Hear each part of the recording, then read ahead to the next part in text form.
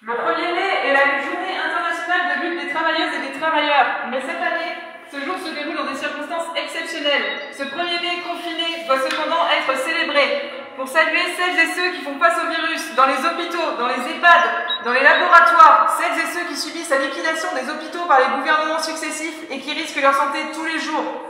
Pour saluer ceux qui produisent la nourriture, ceux qui produisent des biens manufacturés, ceux qui les transportent, ceux qui les vendent, ceux qui font fonctionner le ramassage des déchets. Ce n'est pas un hasard si ces professions méprisées ont été reconnues essentielles. Elles le sont. Les ouvriers et les ouvrières qui nous approvisionnent en eau, en énergie, en nourriture, en biens, en services en tout genre, font tourner cette société. Infirmières, caissières, éboueurs, livreurs, c'est grâce à vous que nous avons pu rester confinés. Et si nous saluons les travailleurs et travailleuses, si nous applaudissons le personnel hospitalier, nous refusons l'unité nationale voulue par Macron.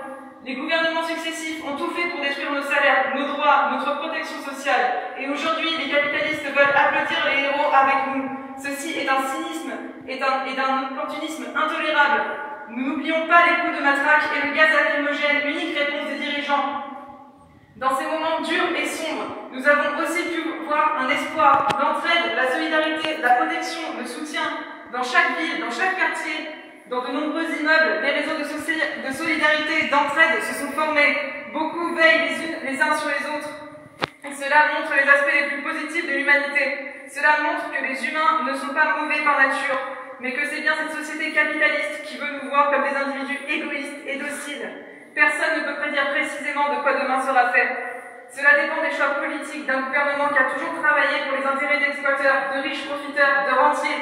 Il est clair, il est limpide que ceux qui veulent renvoyer au travail au plus vite, pour ne pas perdre un centime de leur fortune, pour ne pas être concurrencés, pour espérer engranger des richesses supplémentaires malgré la catastrophe. Mais cela dépend aussi et surtout de nous. Ce sont nous, ce sont les ouvriers, les ouvrières, les employés, les travailleurs et travailleuses de l'agriculture, des services de la santé. Ce sont aussi ceux et celles qui sont privés d'emploi, les précaires, les saisonniers et les saisonnières. Ceux et celles qui risquent de tout perdre, sous les dettes, sous les impayés, sous la pression. Nous formons une seule et même classe sociale, nous avons les mêmes intérêts.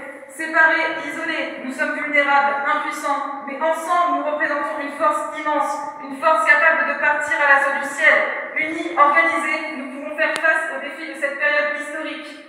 La crise sanitaire, la crise économique, la crise écologique sont les grands défis de l'humanité entière. Partout dans le monde, nous sommes beaucoup à faire résonner ce discours d'espoir et d'unité. Ensemble, nous pouvons triompher. Ensemble, nous pouvons prendre le pouvoir, décider en commun, démocratiquement, de notre avenir. Ce 1er mai 2020 peut être le point de départ d'une nouvelle ère d'espoir. Construisons-la. Vive les travailleuses, vive les travailleurs. Écoutez-les, nos voix qui montent des usines, nos voix de prolétaires qui disent y en a marre, marre de se lever tous les jours à 5 heures pour prendre un car, un train, parqué comme du bétail, marre de la machine qui nous saoule la tête, marre du cheffaillon, du chrono qui nous crève, marre de la vie d'esclave, de la vie de misère. Écoutez-les, nos voix, elles annoncent